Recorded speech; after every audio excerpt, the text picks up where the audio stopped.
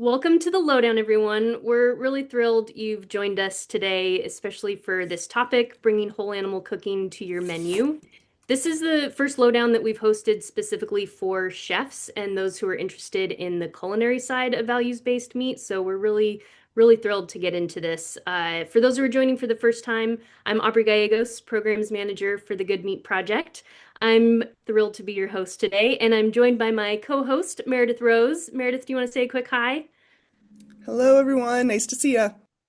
Meredith is our programs coordinator. She'll be running the chat and will also pop in with some questions, so you'll get a chance to see her a little bit today. And at the Good Meat Project, we're on a mission to advance an ethical meat system. We do that by offering resources and support to folks across the meat supply chain, from farmers and ranchers to butchers, chefs, and consumers. This webinar today is part of the Lowdown, which is our peer-to-peer speaker series that's designed to help farmers, ranchers, butchers, and chefs learn from and with one another to drive profitability and sustainability in a system that is often stacked against us. So we have a few simple community agreements for every Lowdown. They really just boil down to be kind, be open. We're here to connect and support each other. And these webinars are designed to be conversational, so we'll start with some questions that we have at GMP, as well as some of the questions that you all have submitted ahead of time. Thank you for that. But please feel free to drop your questions in the chat as we go along, and we'll keep track and make sure to get to as many of them as possible in the next hour. Great. And with that, I'd like to introduce our guest. We're so thrilled to have Chef Becky Clark with us today. Becky is a chef, a butcher, and an educator. She has nearly 15 years of butchery experience. She's worked in restaurants, both front of house and back of house. And after culinary school, she worked with renowned chefs at restaurants like Cure and Bar Marco, where she was in charge of their protein program.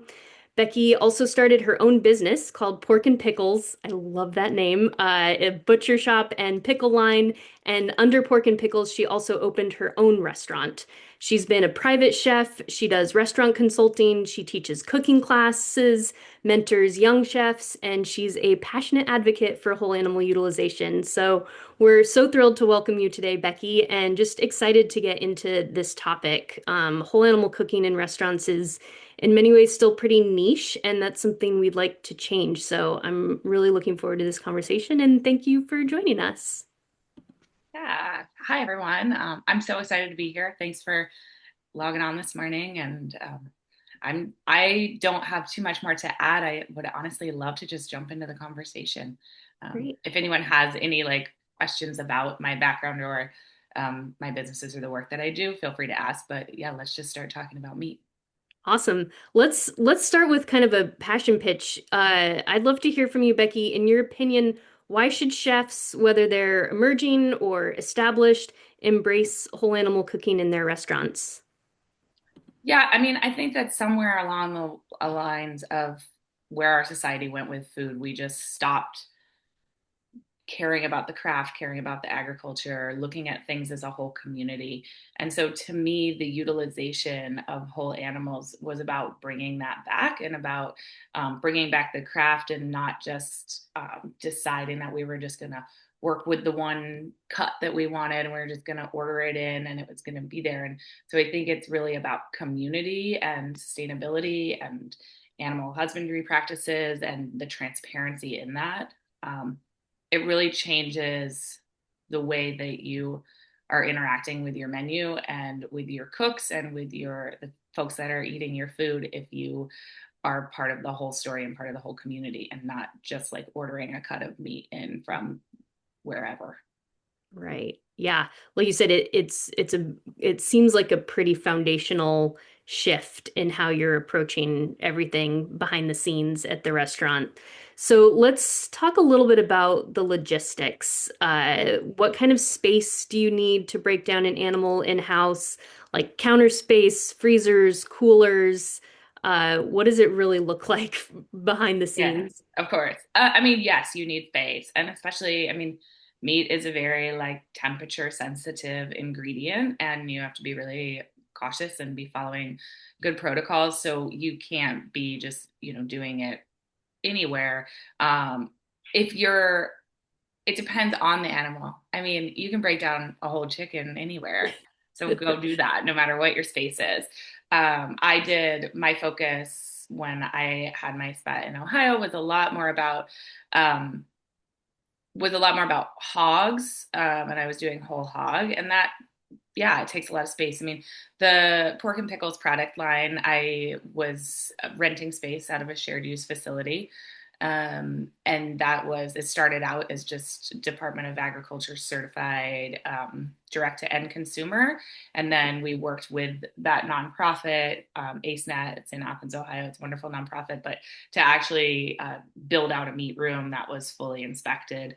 So, Mm. I mean, but that was a product line. And I think that we also at Little Fish Brewing, where I was the chef for 5 years in Athens, we would be closed on Mondays and we would break whole hogs down in the dining room and we would use the Oh. walk-in cooler. And so it would be like myself, my sous chef, maybe one other set of hands, and it would be just like a whole day breakdown. So if you're going to do the larger animals, it is unless you have a huge space where you just have this prep kitchen and you're over there, it is pretty essential, I think, that you're doing that like meat production on a day that you're closed and you can just kind of take over and have a lot of space. You know, we would have a big speed rack next to, and then a couple dining room, like large banquet tables that would be pushed together. And that's where we would do it. But I think that the smaller, I mean, there's also the option of not working with, like getting the whole animal, but from the processor, having it already broken down into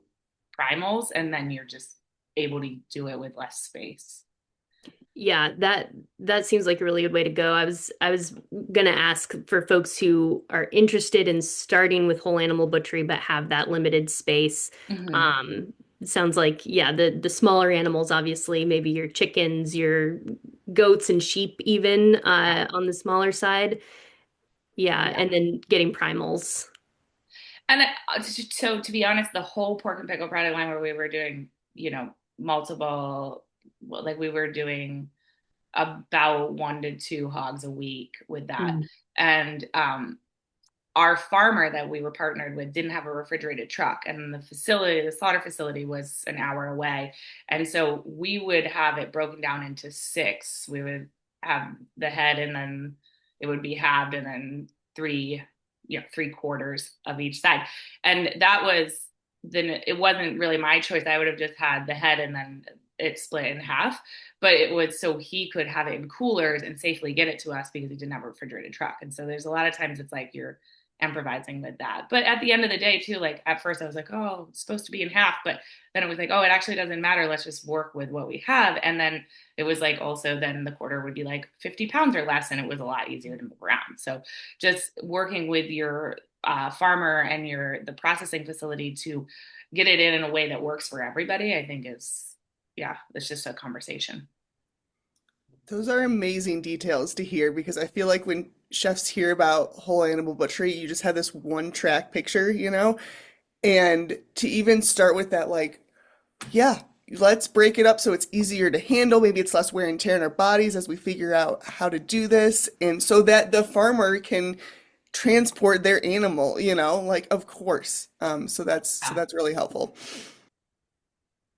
Yeah, and you talked a little bit, Becky, about like you guys taking a whole day for breakdown. Will you give us a little bit of background on some of the scheduling? How did you all make that work with your schedule? Was that kind of the way you did it always? Was you devoted a whole day to whole animal breakdown, or could you fit Yeah. it in other places? Yeah. Well, so I think that I'm going to kind of gear because I had the whole product line, which is different because it was a facility. And I know that this is more about chefs. So I'm going to only talk about how I was butchering for Little Fish Brewing Sure. um, because it was just a fairly high volume restaurant, but we were closed on Monday. So we always knew, scheduling, like, yeah, do yourself a favor and don't work 7 days that week. So if we would butcher like maybe once a month. We'd bring in like a whole, I mean, we would do chickens and ducks and other stuff, but like a whole hog would come in like once a month. And um, yeah, I mean, we would schedule it partly when the farmer was ready to take it to slaughter and when he was ready to deliver it to us. I mean, that has to be part of the equation. If you're not, talking about that, then it's not a whole system that works. And then we would make sure it was not around like our busiest, like the Monday after our busiest weekend, if possible. So just being kind of strategic with that.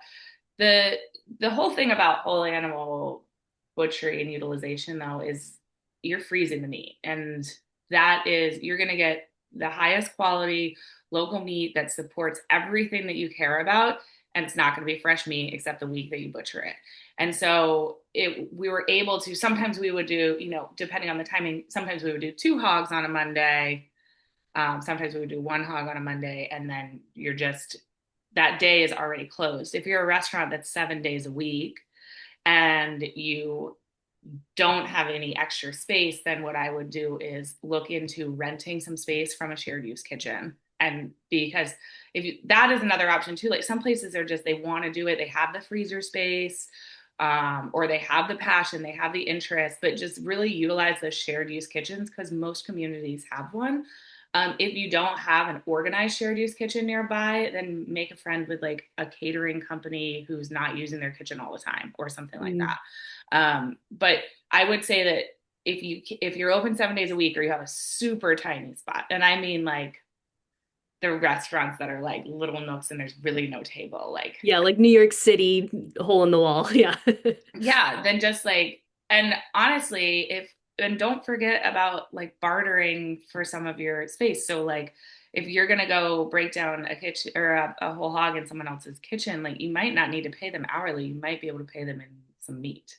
Yeah. So Yeah. Yeah. And what have the logistics been like for you with working with farmers? Were there any issues that came up as far as like trying to schedule and get the drop-offs and plug in all of their logistics with all of your logistics? yeah, I mean, at the end of the day, like farmers are people and everybody has a different personality and everybody has a different, the actual logistics of the two businesses.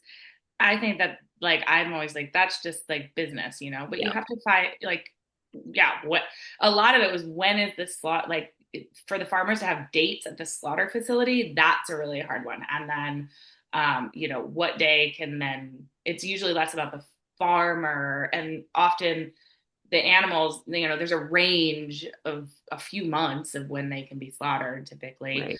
Right. So it was more about when they could get dates at the slaughter facility. And I mean, we just formed some really wonderful partnerships, and that was the farmers we used, but it has to be a farmer that wants to, if you're not gonna, it's not going to work with a farmer that wants to do all retail or doesn't have any. It's about bringing them in and they have to believe in the mission and they have to want their meat to be on your table, and to your customers. And so I think that bringing them into the conversation and just finding those farmer partners that are excited about what you're doing, and then it's just logistics. I mean, yeah, then you just look at a calendar and figure it out. Yeah. Yeah. Yeah. And it's so vice versa for any farmers who want to get their whole animals into restaurants. I'm sure it would be the exact same advice. Like find a chef who wants this and you guys will figure it out. Yeah. Yeah. Yeah. Yeah. But Yeah. that is, yeah, it's not everybody. It's not what every farmer wants to do. And not every farmer is going to be raising animals in a way that that you want to put on your menu or that you're proud to serve. So yeah, it's just relationship building, all of it. Yeah. Yeah. Yeah. And as far as staff, who's the best person on staff to learn whole animal breakdown? Like if you have a really small staff, you've only got one person, should it be the head chef, someone else? What's your I opinion there? saw that question and I loved it. And my answer is the person that's going to stay the longest. Like there's so much turnover in restaurants, right? And so it's like if this is your restaurant, like, and it takes a while to get comfortable with it. Like it's not overly complicated. And I know we'll talk about that a little bit more. It's like, how do you just make the leap and how do you like build the confidence to do it? It's not overly complicated, but it does take effort to establish the systems, build the relationships with the farmers, understand how it all comes in, understand how to actually cut and how to, and it should be the person that's going to be there the longest. And I think that often is the executive chef or the owner Mhm. of the restaurant. But the other thing is, it's if you're doing larger animals, it's not really like I mean, yes, I've butchered a whole hog plenty of times by myself, but it's so much more pleasant to do it with someone else. But the thing is, most of that other is just hands. It can literally be the dishwasher, it can be the like newest greenest line cook, because there's a lot of the skill of it, and then there's a ton of like, okay, now just cube this up, okay, now just grind this, and then there's just like tons of vac sealing. And so you don't really like, I absolutely think it should be, if you're the chef of your restaurant and you're the one that cares about this, you should put the time into learning. It doesn't mean you can't bring other people along, but this question is specifically one person. Yeah. You should be the one forming those relationships, Yeah. but you Yeah. should also not do it alone. Just bring some hands in to help. Yeah. Anytime you're breaking down an animal, it's just so much more fun and much more reasonable as a job, but it's just so Mm-hmm. much more fun. It's meant to be a community activity when it's possible, which I know it Yes. isn't always for everyone. Yeah. Yeah. Okay, let's talk about menus. This is kind of the fun stuff. So, do you, when you've done whole animal utilization, do you tend to design your menus around the animal? Do you fit the animal into an existing menu concept? What's your approach been there? Yeah. My approach with all of my cooking, whether it's meat or veg or any ingredient, is it's ingredient first. So if you're writing a menu and you're not going ingredient first, you're gonna have a really hard time sourcing local or using whole animals, because you just get in this like bubble. And that's like such a huge, I think that that's just a huge mentality shift between chefs that are utilizing local agriculture versus ones that are just writing a menu that they think is, and it doesn't mean you can't like import cool oil and capers and olives and truffle and like whatever else the other ingredients you want, but if you're, it's always about designing the menu around the animal. So yeah, how am I going to use this all? And then a lot of times for me, I would, like I said, I would do like one or two hogs a month. And so I would, there'd be the things like chops would usually go on, like my menu would rotate all the time, right? So Mm. chops would go on as soon as like the day after we were butchering, that set would already be planned, the rest of the prep would already be ready. We would like go live with that. But other things that were like smaller cuts, like say copa roast, you just get two out of a hog. Favorite cut, by the way, of the whole hog, but it's the best. But you just get two. And so what I would do is butcher them, freeze them, and save them up, and know that in like once every 6 months we were going to run copa on the menu. And so that is the big thing of like knowing that you're not going to get it all at once, and just sort of letting, and that's where freezer space comes in too. But again, shared use kitchens also have rentable freezer space, so I Yeah. utilize that my entire career. Yeah. Yeah. Tell us about Copa for folks who aren't familiar. Yeah, so it's like the top of the Boston butt, so the shoulder, and it's just got really beautiful like marbling and intermuscular, like it's just like fat that runs through. And so any like braising, roasting, smoking, Mm. just think Boston butt, and then just think the best bite that you've had of Boston butt. I So literally good. just started salivating. It's the best, the best. Becky, I would love to just like, and then, on menus in the restaurant, we would like do all kinds of fancy marinated and slow smoked and all the things. But I also just like love throwing it in the crock pot with like, and then like just letting it go and then just coming home to like a braised. Like for your home, for your home, Yeah. it's the best cut. Yeah. can I ask a question? Can we go back to you mentioned how, you'd add pork chops the day after you would break down. So what does the physical menu look like? Like, is it something that you're reprinting weekly, daily, like, or like, how are you acknowledging that you're using whole animal butchery? Like, what are some cues in that menu? Like, is Yeah. someone looking at something and being like, oh, it's sold out, or do you just take it off? Well, it's so interesting because I feel like it's always been a thing because my menus change like at least weekly, you Mm. know?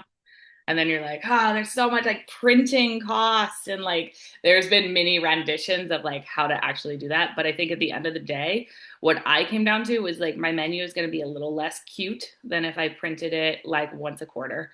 Like, it's not going to be like, it's going to be like a nice little like kind of organic off-white paper that I print on the printer upstairs in the office and like clip to this clipboard thing. And it's like I always wanted the menu to look like physically look nicer, but I gave that up for the ability to be and like that was just the sacrifice that I was like I'd rather be rotating my menu all the time in a way that made sense for the food that I want to cook and the ingredients that I have and the cadence that they can come in at. And so then I'm just going to go with this little bit lesser menu. But yeah, we would print and then I would just like write sold out on Mm, something like, would take all 40 menus and just like with a nice pen would just like write sold out. Or obviously your wait staff can also just communicate if it's one thing, when mm, they get to the table, they can say, oh, we're out of the pork chop. And then the conversation is because and they'll be like, what? And then it's if your front of house staff is trained, then the conversation and then there's all these points where the conversation can flow to your customer through your front of house staff as long as you've educated them and engaged them and they know what's up and why something would be out. yeah, and so was there any indication on the menu that you were using whole animals, or was there any mention to like the farm or sourcing, or did that take a backseat? Because I mean, there's two very valid reasons for both. So, Yeah. mhm, I didn't like I started earlier in my career, I was like naming, I'd be like naming the farm in the menu thing. And then I was like, these menus are like paragraphs because I'm really focused on sourcing local. And so if I'm naming where the delicata came from, where the herbs came from, and like it just went on and on. And so we did like this big map of Ohio at Little Fish was on the wall, and then we would have like their business cards or like their little logo or something like pinned on it, and it would be like our farm partners. So it was just kind of like advertised in the dining room, but it wasn't like overly and shout out your farmers on your menu if you want. Like for me, it was getting the menu felt too like it was reading like a novel and but I would still put like a little like note at the bottom that we're working practicing whole hog butchery and utilization and that we're working with our partner farms. mhm.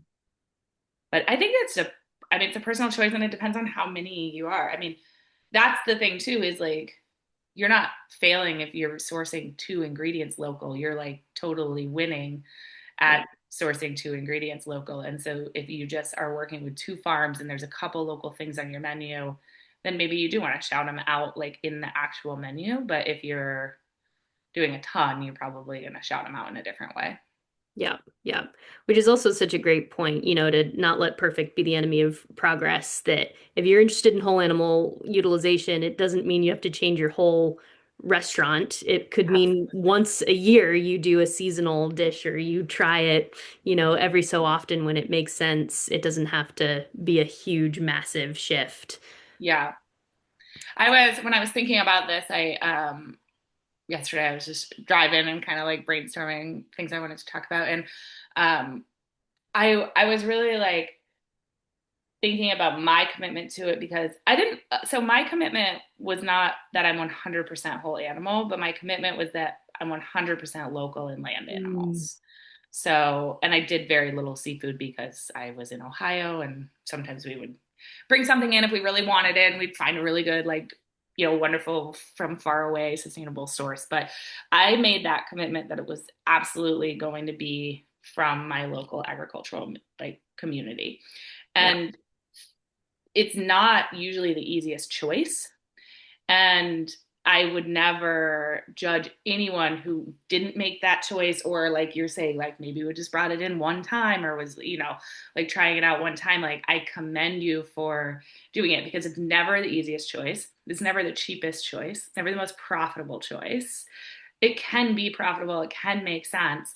But when I like opened the restaurant, my first restaurant, um, I made that commitment that it was all local, and it made it easier for me because the other option wasn't there, being like, oh, but look at this more profitable, easier thing that you could be Mhm. doing if you just bought this from your distributor or whatever, and I was just like, I never even like, I committed to it, and it made it easier because it was just like, it was already there in the framework. Yeah. um but it's not the easier decision. Yeah. Yeah. Well, and let's talk about that for a little bit, the financial side. Do you like let's just ask it, can it be economically beneficial for restaurants? Can the numbers work with whole animal utilization? Yeah, I mean, the numbers work great with whole animal utilization, but the you have to understand that the commitment that you're making is that your local farmers are going to be making a fair wage. And like, Mhm.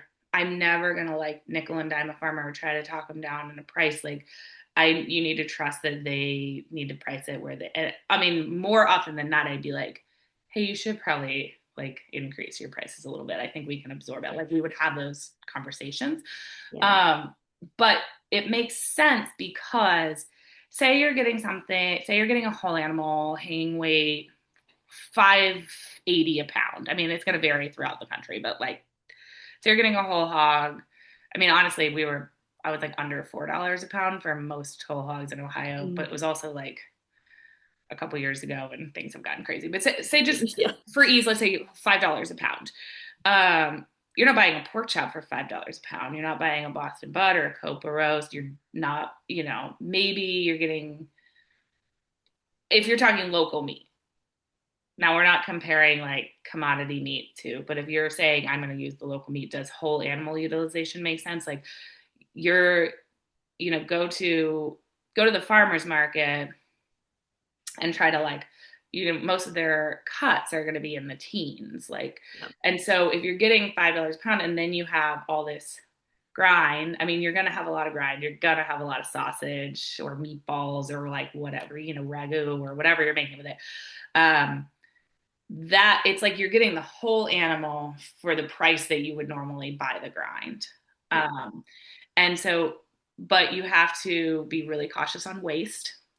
You have to really actually use the whole thing. You can't be like picking and choosing. But if you do that, if you are really cautious on your waste, you actually use everything. And I think stocking the things up and making them, like, where maybe you have again, tenderloin would be another example. It's like you get Mhm. two. Like, Yeah. you're not going to put two on the menu. So stocking them up until you can run a tenderloin special. Mm. Um, Another thing that I always did that made it really financially make sense and didn't involve the stocking up was I would do like a family platter, like family style platter. It was called the Appalachian platter. I'm very proud of it. I love this. But Love it would that. rotate all the time, and it would be like fresh pork cuts was what the menu would say, but like each day it would be something different. And it was, Mhm. I don't think it said fresh because often they're still frozen. I mean, you're still like putting it on for a month at a time or something. Yeah.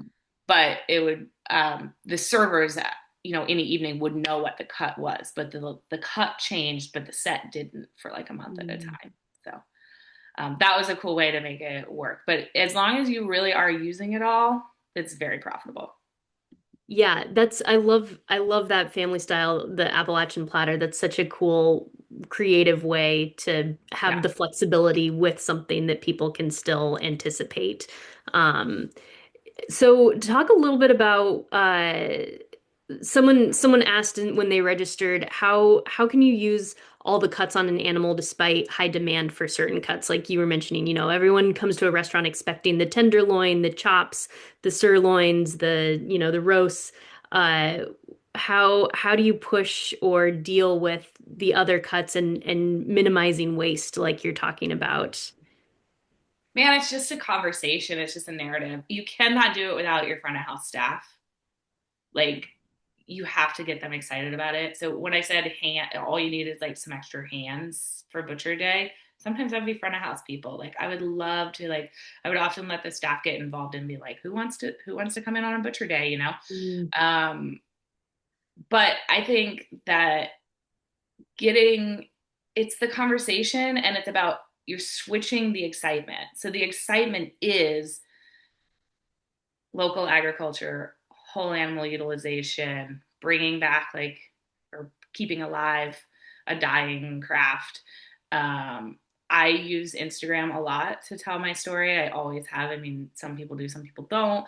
I've always used social media to tell my story. I've always personally been a chef that was out talking to tables a lot. Like I wasn't a chef that was hiding behind, um, the walls of the kitchen. I was always out engaging with people and getting the servers hyped up and excited about it. And the story is just like, yeah, we don't have time to land on our menu because there's two and a pig. So Yeah. like, yeah, you might get lucky and someday come in, but like, have you had Copa roast? Like, maybe you haven't even. Like, have you, like, getting them super excited or just like, and as far as I'm gonna roll this into like how to use all the lesser cuts, the Yeah, less great. popular, like the offal and stuff. Um, some of the organ meats are just really hard to make people happy with. Like they're just a very, like kidneys.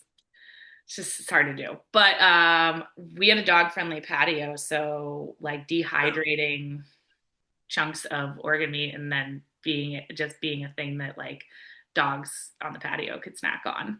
That's amazing. And We had someone ask about pet food, and I was like, well, we won't talk about pet food in this lowdown. But like that, I didn't even think about that, that if you have a dog-friendly patio, you could totally be using that. yeah.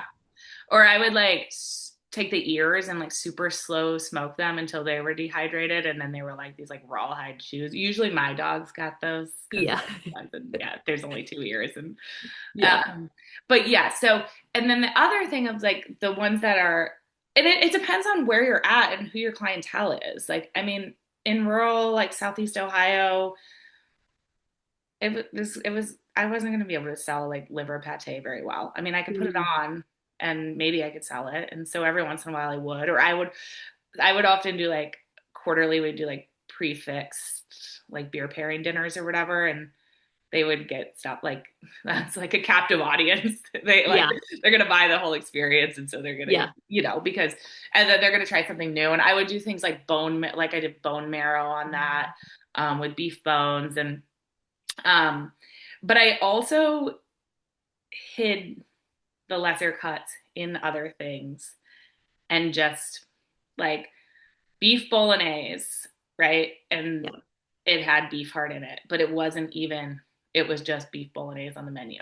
And it's not Yeah. like I was keeping it a secret. If anyone asked or if the server was excited about talking about it or whatever, the customer's like, oh, this is so good, what's in it? And then you like share. It's not like but it doesn't have to be like the highest thing. It's just that you don't have to be advertising it as beef heart.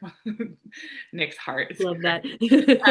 as beef heart bolognese. Although I always do beef heart bolognese on Valentine's Day, and I do Oh. actually market it as such. I love that. That's so perfect. Well, and I was gonna ask too about like I call them like the gateway dishes, the dishes that could convince someone who thinks that they don't like offal or organ meats, Mhm. that can be kind of the slippery slope to open their minds. And heart, in my opinion, is one of those that is kind of an easier one to start with. Are there other dishes or organs like that that you have found or Yeah, I mean, I think all the other organs are, I agree with you. Heart is like a muscle and it doesn't have the same flavor. Like, I mean, I've even served like beef heart tartare and it's like, Mm, it works for that. It's more of a muscle.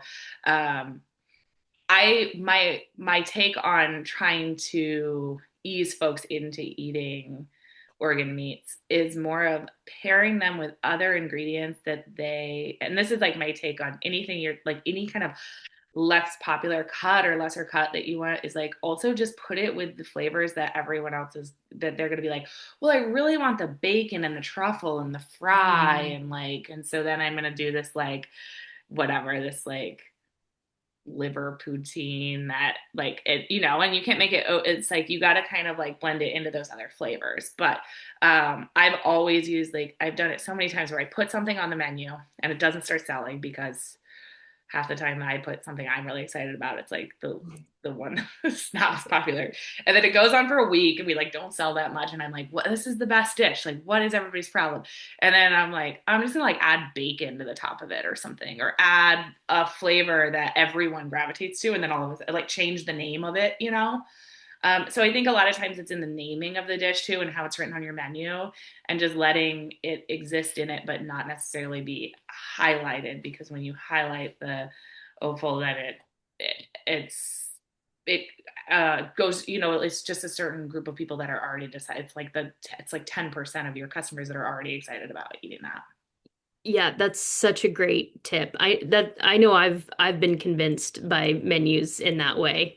Where I'm like, ooh, yeah, the roasted sage or whatever that I Yeah, love that idea of the flavor, and then you're like, I'm not even sure what the rest of it is, but I'm gonna try it because that one flavor sounds amazing. right.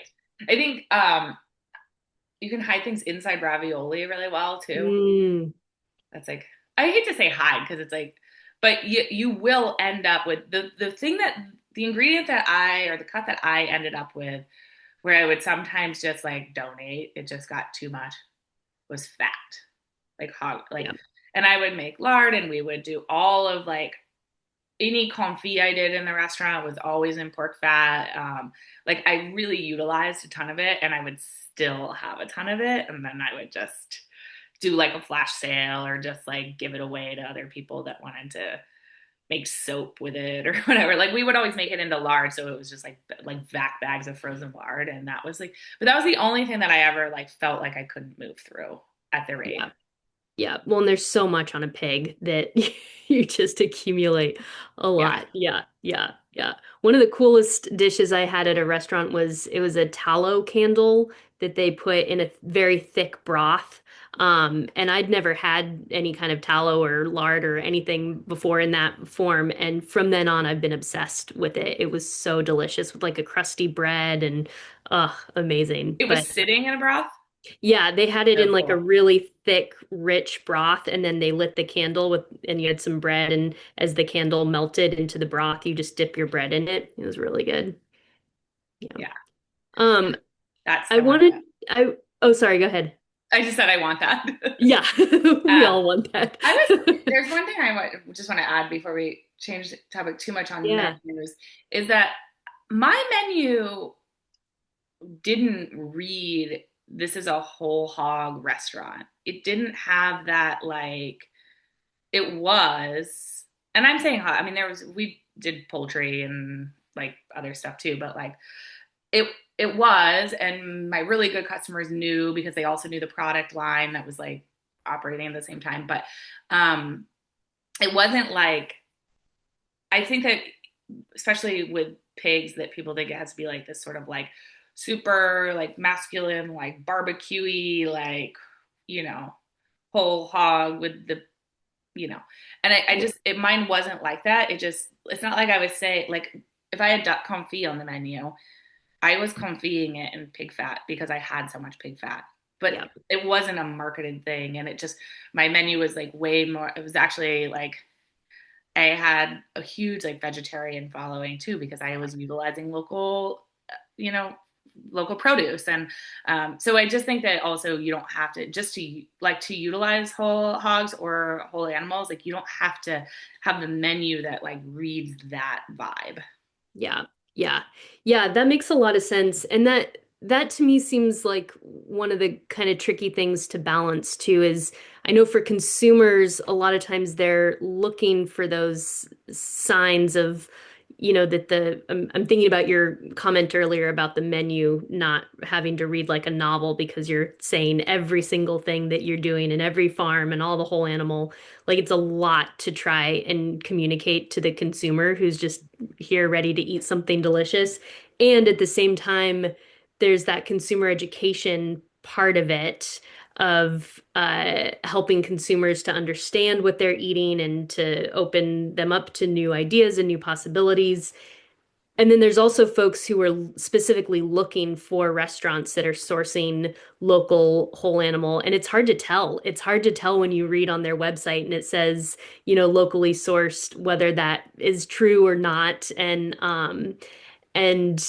and I think a lot of restaurants too are doing that and are kind of quiet about it.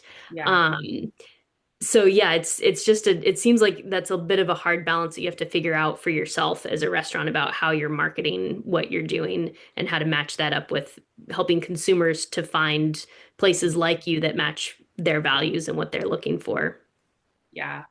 No, I totally agree because it's like you don't also want to over market it and over like talk about it because then it seems like sort of like greenwashing or like I feel like it almost like they're like, oh, are they actually doing all that? Or are they just Mhm. spending all their time talking about it, even if it's like you're super dedicated to it? But I think it's a how you should. I mean, if you're a chef or a restaurant owner, I mean, if you're in a huge city, maybe I've always lived in kind of smaller towns. So, but it's also how you show up in your community every day. It's like, I mean, I was on the board of like community food initiatives. Like the whole community would see me at the farmer's market every Saturday. Like I was on the farmer's market board for a while. Like, and again, like how like I would spend a lot of time talking about the sourcing on Instagram and like on social media. Every time I would put a dish, I would tag every single Yeah. contributing farmer.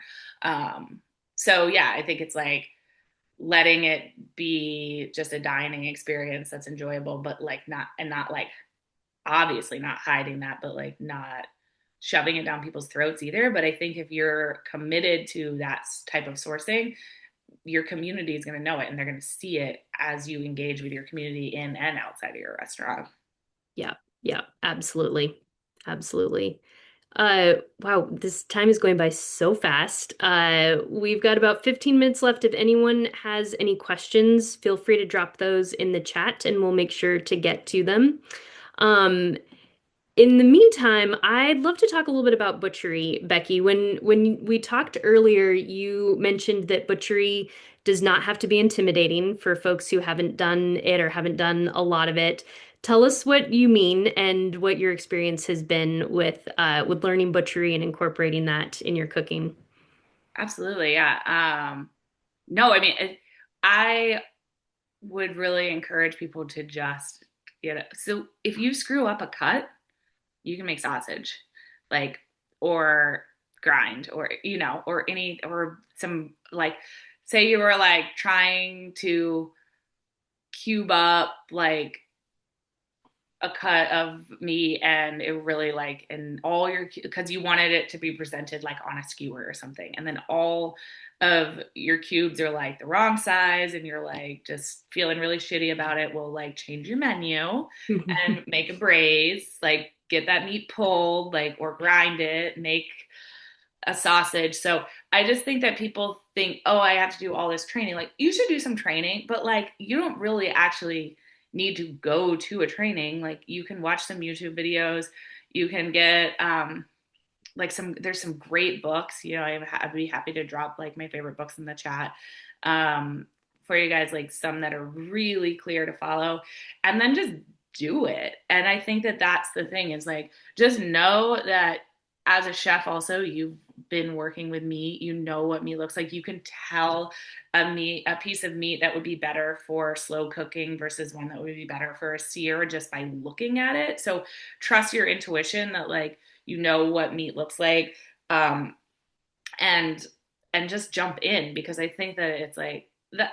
I was well. I also had, even though I had tons of training, right? Like I had been to like lots of workshops. I had worked under a lot of other chefs, but then when it was like my time to run a meat program, oh my gosh, did I have like imposter syndrome?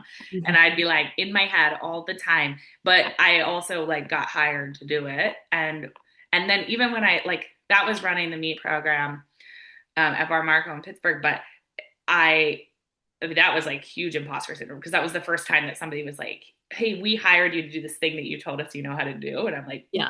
yeah, I know how to do this. Like, but then even when I started pork and pickles, I I at that point had like butchered so many hogs, but then I was like, I'm gonna do this product line where I'm gonna like sell cuts and make sausage, and like I'm immediately like putting myself out there as like I'm an expert. And I mean, I was so slow at first, like even because then that was just like ramping it up, and I was like doing a lot more, and I was just slow. But if you just, I mean, you just got to do it. That sort of like fake it till you make it, but understanding that like you don't, there's not going to be waste. You might have to change your menu.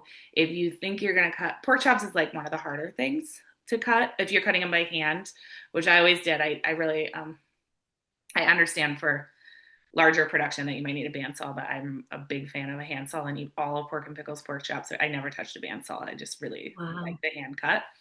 Um, but yeah, you might screw them up.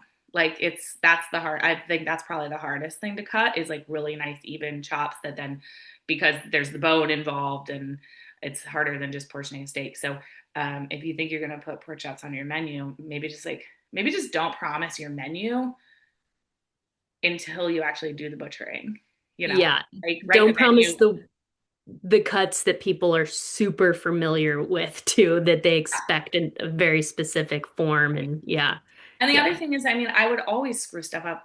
Still, when I butcher now, there'll be an ugly chop, but those are also the chops that I take home and like cook for my family. Like we're Yeah. just like the ugly chop house. Yeah. But I think that it's just like do it and just know. I mean, for chops, you don't want to grind the loin if you mess up. But what we would do with any or like the ones at the ends that were like not as pretty or like ones that because I would always train staff to cut them. And so when people were learning, there would be messed up ones, and we would cube it up and make like kebab meat out of it Oh, and nice. sell it for like $1 less a pound than we sold chops for. Like it wasn't a huge thing. Yeah, yeah. And what you're saying, I talked to some other really cool female whole animal chefs we were at Terra Madre in California, and I was hearing exactly what you're saying. Like people love sausage and grind. There's so many things you can do. Your worst day butchering, you're gonna have something that people love still at the end of the day. And Yeah. I've also heard that imposter syndrome echoed amongst a lot of chefs, especially female chefs. And that idea that, like, this is a place where you could jump in before you're comfortable, Uh-huh. especially having the instincts that you already have as a chef, and the ability to improvise. Like, just give it a try because you Mm-hmm. probably have more skills and good instincts than you realize, and it just takes time. I would also say just like reach out and ask for help. Like I would just even just like a pep talk from somebody who's done it a lot, you know. Yeah. If anyone that ever watches this video decides they're gonna buy a filet bowl, then they get it on their table and they start kind of just being like, "Oh my God, can I do this?" Like, feel free to reach out to me. I'll give you a pep talk because you can. I mean, you absolutely can. And I Yeah, think yeah, that it's just like so utilize your community and just just jump in on it because you're not going to end up with you might not end up with the exact thing you were hoping, but you're not going to end up with unusable meat. yeah, yeah. So you're a private chef, consultant, and a professional pep talk provider, if Yes. anyone Yeah. needs that. Yeah, perfect. Yeah. The pep talk service is free. Yeah. Well, how amazing. You Yeah. guys got to take advantage of Everything that else I for need paid for. sure. For sure. But for real, I mean, like we said, there's not a ton of whole animal utilization in restaurants, at least as a norm. And so for anybody who's interested or curious or has tried and isn't sure, like we need those pep talks. We got to get more folks doing this and feeling that encouragement and support around it. So, yeah. Great. We have just a few minutes left. I'm trying to think which one I want to end with here. I think we kind of did this, but let's just end with this as we're on this track, Becky. Any other advice or encouragement that you would give to chefs or young chefs or folks in culinary school to continue their leap kind of into whole animal utilization? You've given some really good pep talks already, but any last advice or thoughts that you would send them off with? Yeah, absolutely. I my biggest thing has always just been get engaged, don't like there's so much incredible. I just told you to like watch some YouTube videos and read some books. There's a lot of resources you can do that, but also just go work, go volunteer on the farms. Go like talk to the old butchers in your town, like go find. I mean, I started my career by like literally just seeking out who was doing butchery and just be like, can I just come work for you for free? I'll just clean up behind you. Like, let me just absorb. And so if you're just starting out, I think it's just really important that you put yourself out there and just like just ask to be in those spaces. And even if all you have to offer in return is some like cleaning up behind them skills because you don't have any other skills yet, like, I mean, that you have to put yourself out there and put yourself in those spaces. Yeah. Um, but I think, I mean, you just go to any farmer's market and find meat people and just ask if you can come to their farm. And my whole thing as a chef too is like I have visited a ton of farms. I have like I'm a great community with a lot of farmers, but I always show up with food because they're busy. So Mhm. just show up with lunch, just come to the farm, say, hey, can I just bring you lunch like from the restaurant? I would always bring my like younger, cooks and front of house folks and my bartenders and anyone that was going to engage with the customers or be able to tell the story. It was like just getting out into the community and into the spaces. Go see the slaughter facility. Like if there's a shared use facility, like kitchen facility in your town, like get to know them. It's probably a nonprofit, like do some volunteering for them. Like, so I just think dive in, but you got to get out from behind your computer and like out of the books, even though that stuff can be very helpful in like the actual skill of learning how to, yeah. Yeah, that's such great advice. And as a farmer, if a chef or someone at a restaurant reached out to me and said, "I'm going to bring you lunch. Can I come work with you or, be a part of you processing?" That would be a dream to me. So, definitely a great way to start. Farmers, I think many, if not all of your local farmers are going to be excited about that. So, Yes. great. Thank you so much, Becky. This has been such an incredible conversation. What a great kickoff to our chef-focused lowdowns, and getting some really nice comments in the chat as well. Thank you, Amanda and Jaden, for those nice comments. We hope to do many more of these in the future, so definitely keep an eye on our newsletter and our Instagram. We'll share our lowdown lineup for 2026 as soon as we've got that. Chef Becky, thank you again. We really appreciated your expertise. And yeah, I'll reach out to you about any book recommendations or Okay, anything that you found helpful. And then we'll send a follow-up email after this with a link to be able to watch the recording and any resources that you have that you want to share as well, Becky. So that's awesome. Thank you great. guys so much for the time and the Yeah. space to talk about it. I had a lot of Yeah, we did too. What a great conversation. Made me hungry. fun. Um, great. So just a couple last things before we wrap up here. If you have not been on our lowdowns before, I definitely want to let you know about our Good Meat Finder. This is a directory that we launched about a year ago. It's the only one that we're aware of that includes values-based meat businesses across the entire supply chain. So not just farms and ranches, but also restaurants, retail, and butcher shops. So if you run a restaurant or know somebody who does that is doing whole animal local sourcing, absolutely get on our finder. It takes about 5 minutes. It's free. And we're getting more and more listings every day, and we're going to be doing a lot of work with it, with launching this to consumers and getting more engagement and activity here. So a great way to drive your visibility and findability. And lastly, we're able to offer these lowdowns free thanks to generous donations from people like you. So if you want to take the next step in supporting our programming, if you appreciated this today, please consider making a donation to the Good Meat Project. Any size has a measurable impact. $2, $200, whatever you can do, it really does make a difference. So thank you so much to all of you for joining and for supporting us. We hope you have warm and filling holidays full of delicious meats, and we look forward to seeing you in 2026. Thanks, everyone.